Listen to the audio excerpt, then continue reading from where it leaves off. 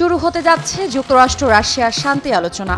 এই আলোচনার মধ্য দিয়ে নেওয়া হবে রাশিয়া ইউক্রেন সংকট সমাধানের নতুন উদ্যোগ। যুক্তরাষ্ট্র এবং রাশিয়া শীঘ্রই সৌদি আরবে রাশিয়া ইউক্রেন যুদ্ধ অবসানের লক্ষ্যে নতুন শান্তি আলোচনা শুরু করতে যাচ্ছে।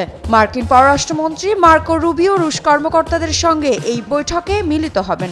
সঙ্গে থাকবেন জাতীয় নিরাপত্তা উপদেষ্টা মাইক ওয়ালজ এবং মধ্যপ্রাচ্য বিষয়ক বিশেষ দূত স্টিভ উইটকফ। তবে ইউরোপের কোনো দেশকে এই আলোচনায় আমন্ত্রণ জানানো হয়নি, যা ইউরোপীয় নেতাদের মধ্যে বেশ উদ্বেগ সৃষ্টি করেছে।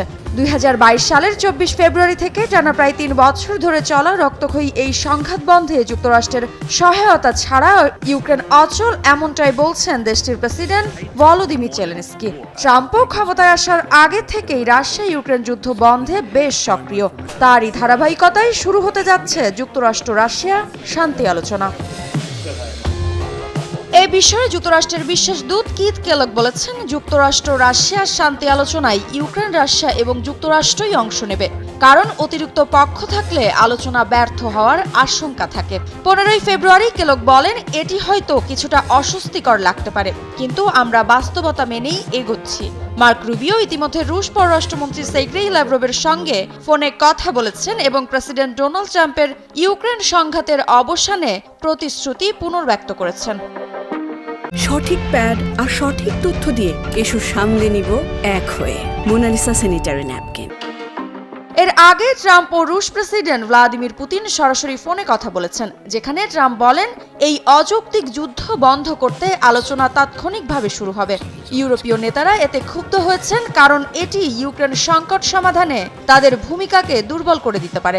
এই আলোচনার আগে মিউনিখ নিরাপত্তা সম্মেলনে যুক্তরাষ্ট্রের ভাইস প্রেসিডেন্ট জেডি ভ্যান্স ইউরোপীয় দেশগুলোর ওপর সমালোচনা করেন এবং বলেন ইউরোপকে নিজেদের প্রতিরক্ষার জন্য আরও বেশি ভূমিকা রাখতে হবে।